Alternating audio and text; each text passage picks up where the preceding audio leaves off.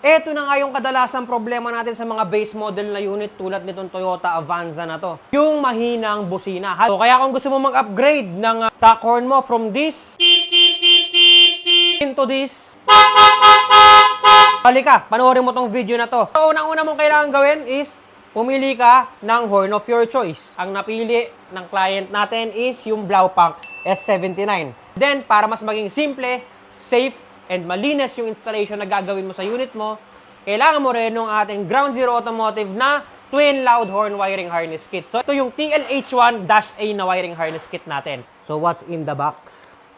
Warranty card.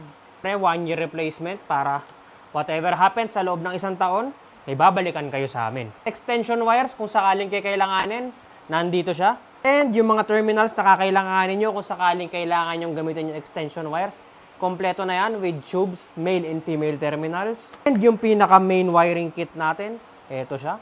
Cable ties na kasama. Bawat wiring kit natin na pang automotive is meron din kasama ang Ground Zero Automotive na sticker. Oh, ano pa hinihintay natin? Ikabit na natin yan. Tara, pakita mo master kung paano natin i-install. Connect natin siya sa negative and positive terminal ng battery.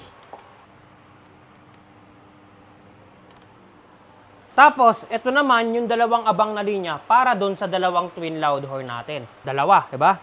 O, tig-isa sila ngayon.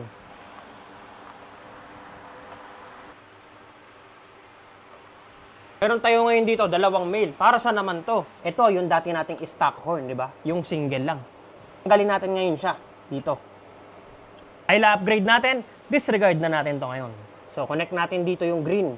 Kaya yan dalawa. Meron kasing mga unit na yung iba, dalawa yung kanilang connector.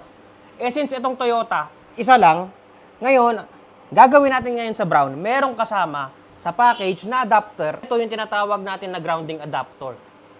So, para yon sa mga unit na ganito, na single lang yung terminal, dito natin ngayon siya ikakabit. Connect natin yun sa brown. Tapos, hanap tayo ng grounding, no? Any metal part na pwede natin pagkuhaan ng ground. Nakita ko, pwede natin siya ipit dito. Ayun, no? May bolts doon. Basically, okay na yung loud horn wiring harness kit natin. Gagana na yung ano natin, bago nating horn. Ganun lang kasimple kapag ka naka-Ground Zero Automotive na loud horn wiring harness kit tayo. Kaya kung naghahanap kayo ng wiring harness kit na plug and play, splice safe, at universal, eto na yon yung mga wiring harness kit natin from Ground Zero Automotive. So yan, available nga pala ito sa mga online shopping platforms natin. Palagay namin sa comment section, description, and yellow basket yung mga link nitong mga product na to kung saan nyo pwedeng ma-check out. Alright, maraming salamat po.